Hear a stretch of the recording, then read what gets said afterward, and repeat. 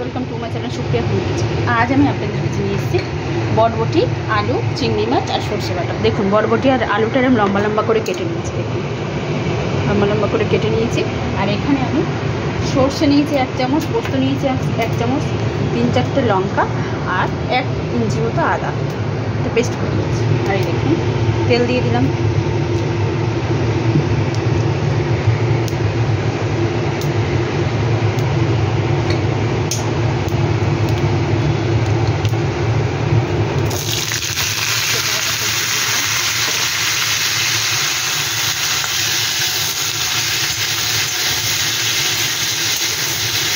এটা আমি চিংড়ি মাছ না দিলেও খুব সুন্দর লাগে খেতে, চিংড়ি মাছ না দিলেও করতে পারি।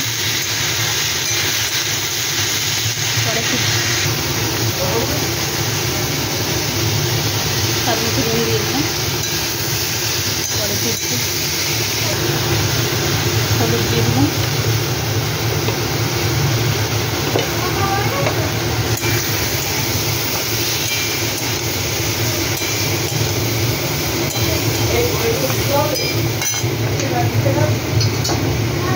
জল দিয়ে দিলাম,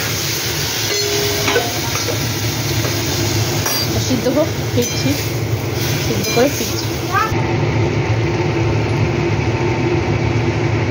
এই চিংড়ি মাছটা দিয়ে দিলাম,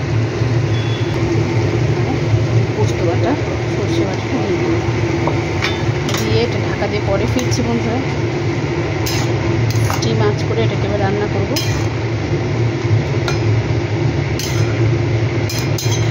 পরে ফিরছি।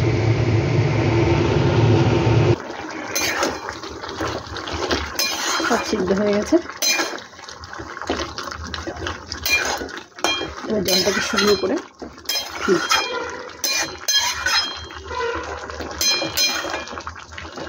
জলটাকে শুকনো করে ফিরছি বন্ধুরা। গ্যাসটাকে হাই ফ্লেমে দিয়ে জলটা এবার শুকনো করবো বন্ধুরা। গলে গেছে, এখন চিংড়ি মাছটা এই গললো সবে। এর মধ্যে আর কোনো মশলা দিতে লাগবে না, সর্ষে পোস্তে একটা ভালো মশলা। সব সিদ্ধ হয়ে গেছে, এবার শুধু জলটা শুকনো করবো ভালোভাবে।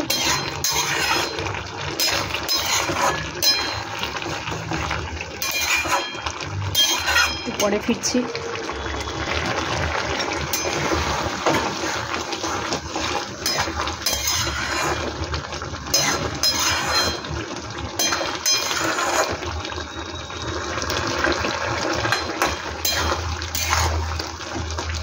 চাইলে আপনারা একটু চিনি দিতে পারেন, স্বাদ মতো টমেটো দিতে পারেন।